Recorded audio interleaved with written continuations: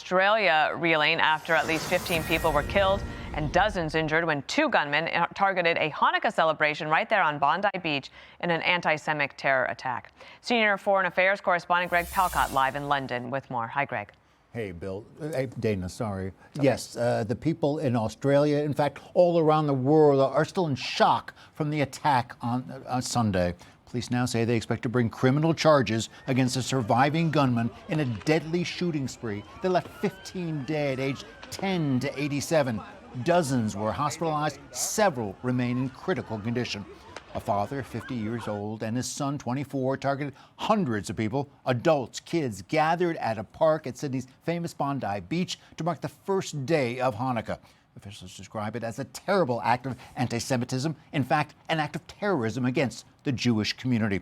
In one vivid scene, a bystander can be seen sneaking up on one of the gunmen, then tackling him, wrestling the gun away from the man, pushing him down to the ground, pointing the gun at him as the suspect backs off, and then putting the gun down. He would soon be wounded himself. In comments later, President Trump called him a very brave man. Here is one eyewitness and victim's account.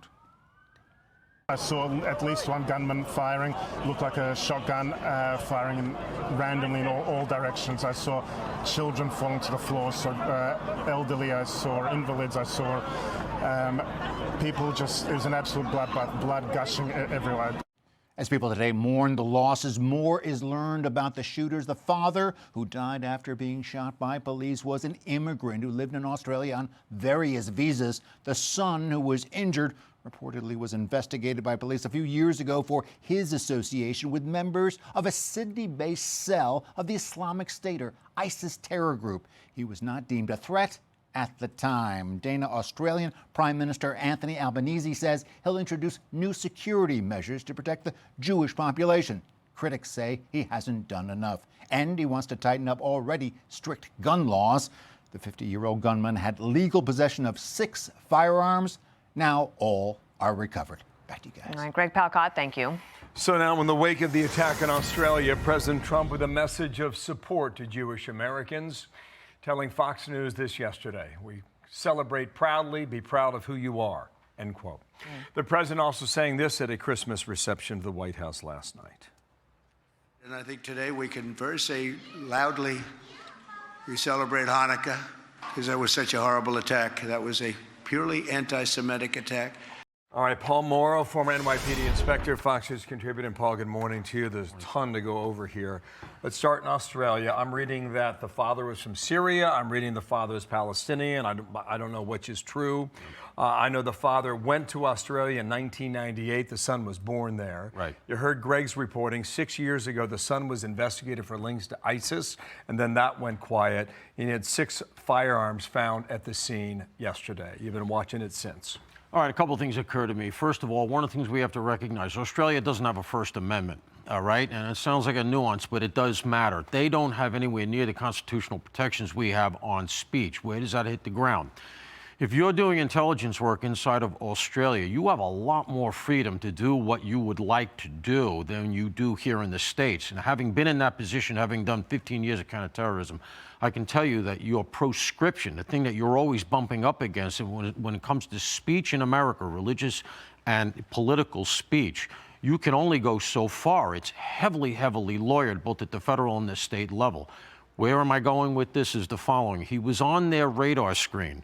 There are going to be inevitable questions. And I'm not saying the Australian intelligence agencies dropped the ball, because a lot of this stuff can be needle in a haystack. But if he was on their radar screen, and if there were subsequent things where they should have picked it up, Albanese and the authorities there are almost certainly going to face questions as to why, because they can go a lot further than we can here. Could you talk about the bravery of the bystander that sees the father shooting and disarms him? Yeah, you see these things where bystanders just step up in the most unexpected ways. And, you know, a good aspect of it is the fact that it turns out he's a Muslim as well. And, you know, you can't ignore that nuance. And that came out fairly early, and I think that was an important fact to get out from the media. And I think the thing that struck me is he doesn't shoot. the father. He doesn't shoot the main perpetrator here. Now, at least under American law, certainly in New York, you would have been justified in doing so. Why? Because he's already demonstrated that he's a danger to others. So as a result, as he goes back towards his son, who's the other shooter, you have to be saying to yourself, is he going to pick up another gun? Is he going to start shooting again? And yet the guy showed amazing restraint. He doesn't shoot the main shooter that he sees as that shooter flees. And in fact, he subsequently takes 2 rounds himself, one to his hand and one to his arm. A real hero. God bless him. It's remarkable to watch. I mean, people all over social media and watching the Fox News channel yesterday, you can watch the entire incident. It's 11 minutes long, and it's right there for you. It is. With regard to Australia, they've had numerous incidents of anti-Semitism just in the last year and a half. A synagogue was burned, Hitler graffiti, cars set on fire, a child care center was defaced, arson attack on Shabbat. That's just a few of them, Paul. This is primarily Melbourne and Sydney. Yeah, so that's kind of where I was going earlier, which is the fact that in light of that environment, and then you hear some of the stuff that's been coming out. You know, we've seen Miranda Devine's been doing a lot of reporting in this in the New York Post, talking about the fact that there have been numerous warning signs here.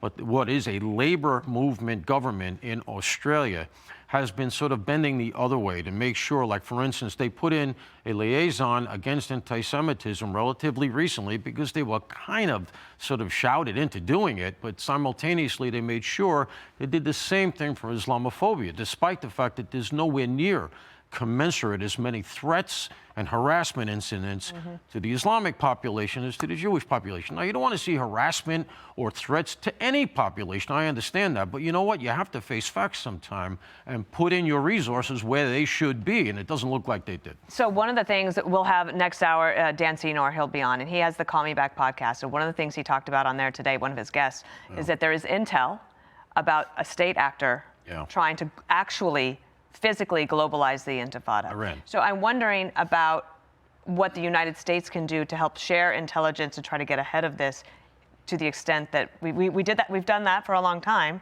since after 9/11. So Australia is part of the so-called Five Eyes, all right, which is a grouping of essentially the Anglosphere, for lack of a better term, sharing intelligence that could be, particularly in counterterrorism, that's beneficial to all parties. There's a lot of reporting coming out in various areas and some in Israeli media about how the common denominator among a lot of this stuff is Iran. Remember, Iran just took a very good hit from us, and you know we hit their nuclear program.